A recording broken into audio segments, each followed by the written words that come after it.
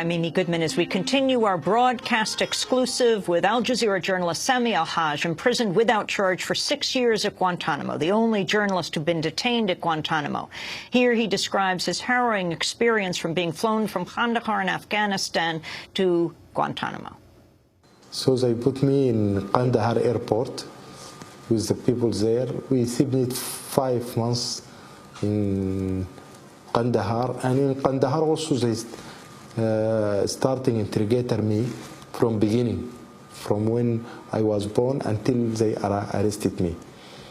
And also they decide that they bring me by wrong, and they told me we will release you, but we never send you to Sudan, to Qatar, we send you to Sudan.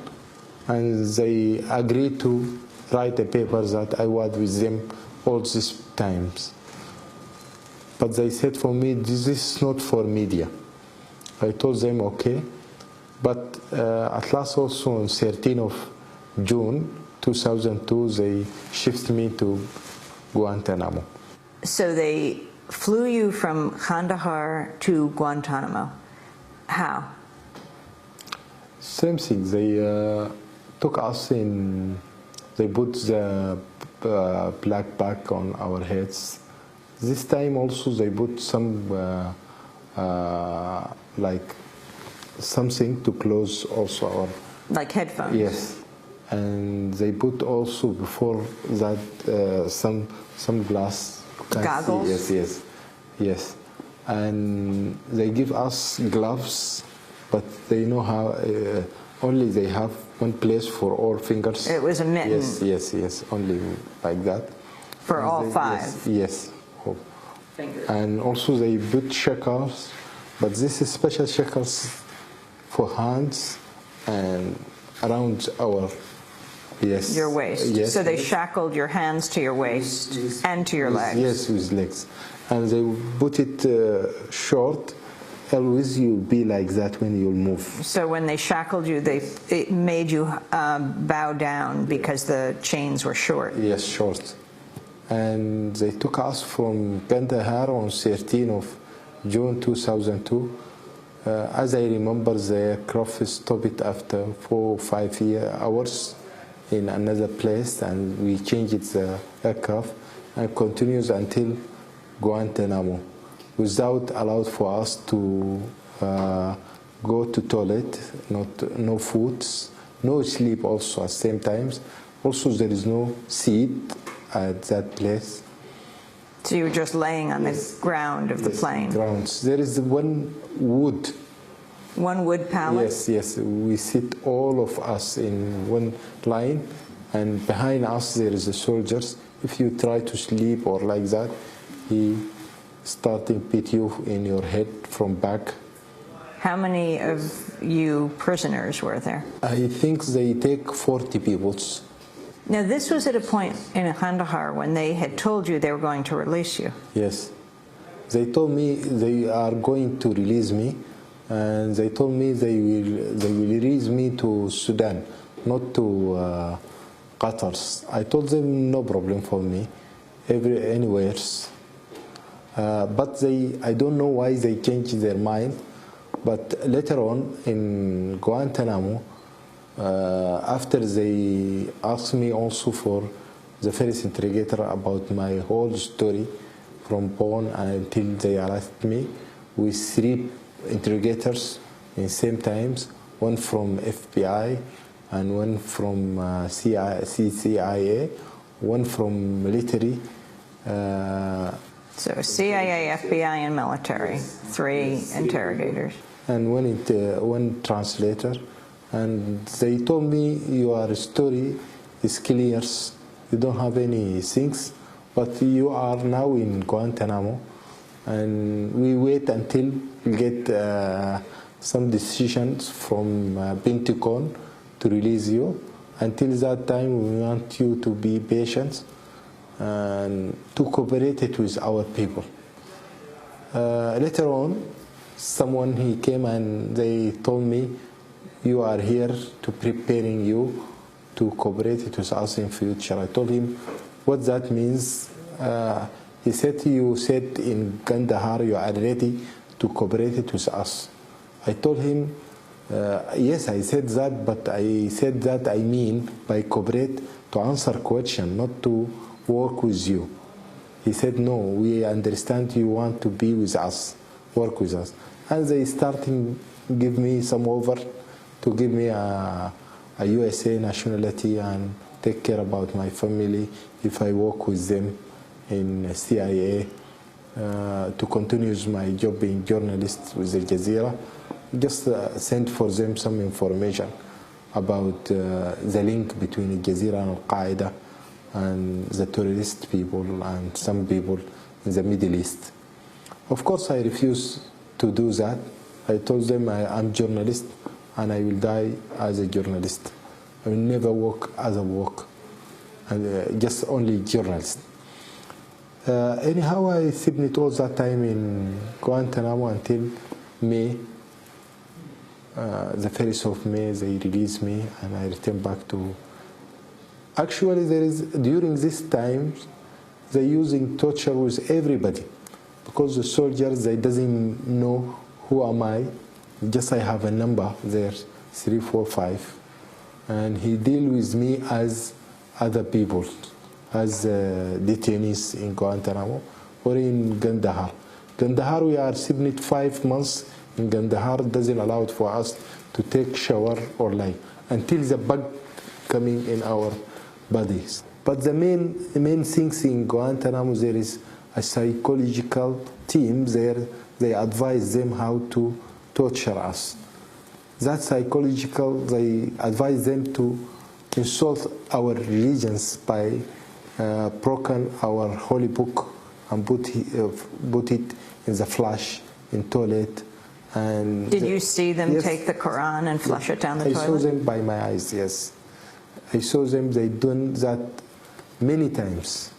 To you? Yes, to me. And your Quran? Yes, and interrogator, he stand up our holy book and he said, I will never come down until you answer my question.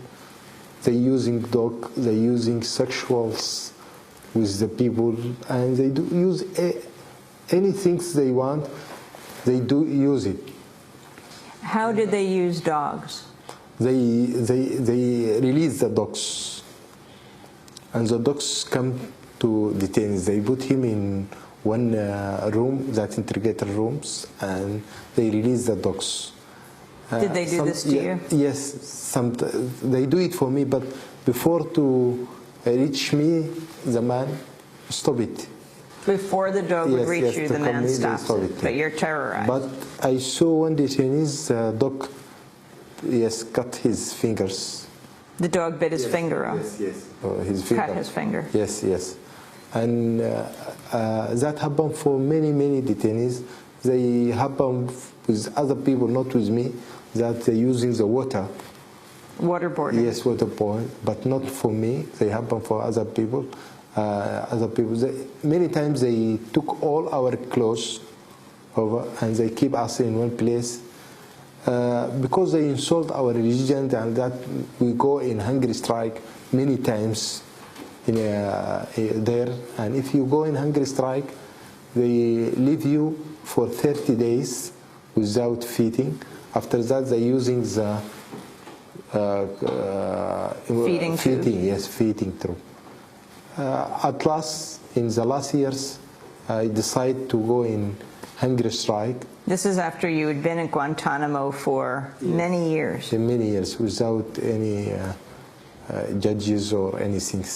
So for that thing, I decided, and I continued my hunger strike for 480 days. When did you start that hunger strike? I started the hunger strike in October 2007.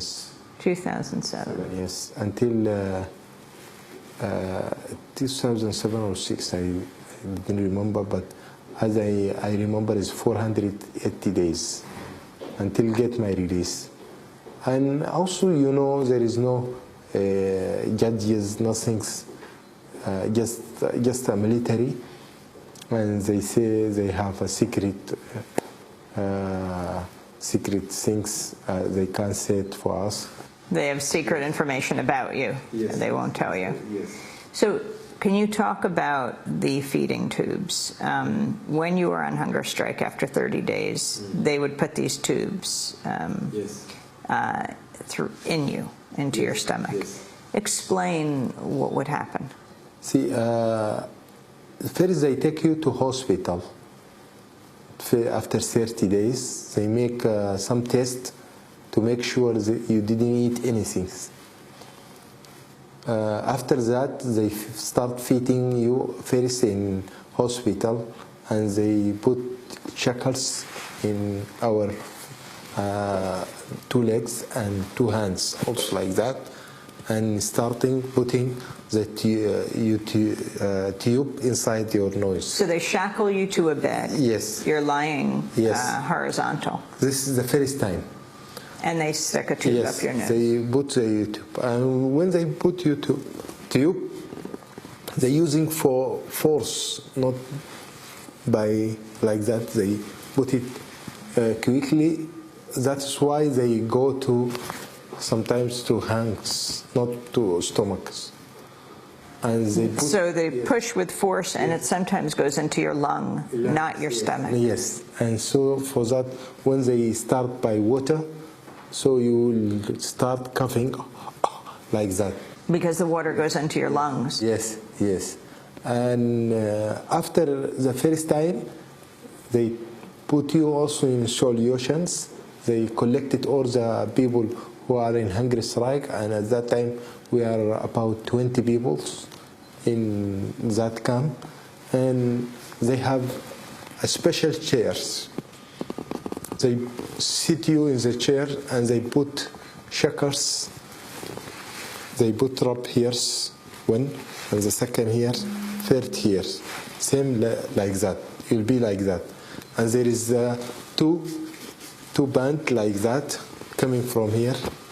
So they shackle you back here, in the chair. like this chair, and also your legs. And your legs to down, the chair legs. Yes, down. And they put 3 also here, 1, and 1 here. They put bands across your chin and across your forehead. Yes. And they're pulling you back. You will be like that. And so they bring some people. I doubt those doctors or nurse. Some people wearing a military clothes, and they start putting that. See, the person, when he make hunger strike, his stomach, he become smaller. And they give us actually 2 tin, small tin, and water, because that tin, you need some water, and they put it in that. Into the tube, and that goes down into your stomach first. Yes, stomach. But they give us about 20 tin and 24 bottle of waters. We are throwing up, and they put us more, give us more. They keep giving more water, and you throw it up. Yes, and we're throwing up. You said that they sexually abused you at Guantanamo. How did they do that, Sami Al-Hajj? They do that not for me. For me, they done it for another detainees.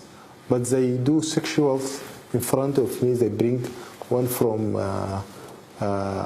soldiers, female and man, and they do it in front of me. And when they took me to interrogator room, I find that magazine, and sometimes they put video, and they put all the room is dark, and they start putting film. Did they show that to you? Yes. So pornography? In front of me. Yes, they show you a film. Yes, yes. And you'll find magazine everywhere in the room of interrogator, because we are stopping answer questions. When you refuse to answer questions? Yes, when we refuse the answers. They say they're doing that, and they leave you. They leave you in the room for 8 hours, 9 hours, like that. And then they came and take you back to your...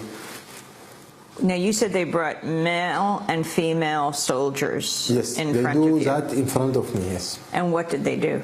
They do a whole sexual. You watch Yes, him. yes, You I watch him. a man. And they wearing their clothes, and they come and take me to my plaque after that. Did you, men and women together? Yes, yes. So you're watching men and women have sex? Yes. In front of you? Yes. After that, they go out, and after that, they came and remove my shackles, and they take me to my block.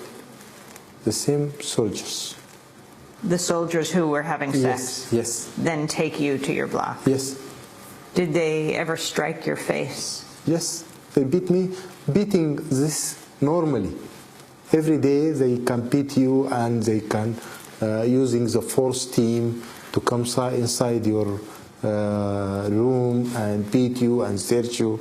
And many times they took my head and beat me by the ground until the blood coming. Many times this, not one times. It's normal, these things, for them to do it there. The questions they asked you about Al Jazeera, they asked you about, was there a link? Who was the link with al-Qaeda? Yes. What else? Did they ask you about the heads of the organization? Yes, they asked me about the people who are working in Jazeera here, their background of them, and who paid Jazeera money, and who helped Jazeera, and what's the purpose of Jazeera, why they Jazeera sent people to war place. Al Jazeera journalist Sami Al-Hajj held for 6 years at Guantánamo. Thanks so much for watching this report from Democracy Now!, your daily independent global news hour. We don't accept advertising or corporate funding, but rather rely on donations from viewers like you. Please make your contribution by visiting democracynow.org. We need your support today to keep bringing you this hard-hitting, in-depth reporting.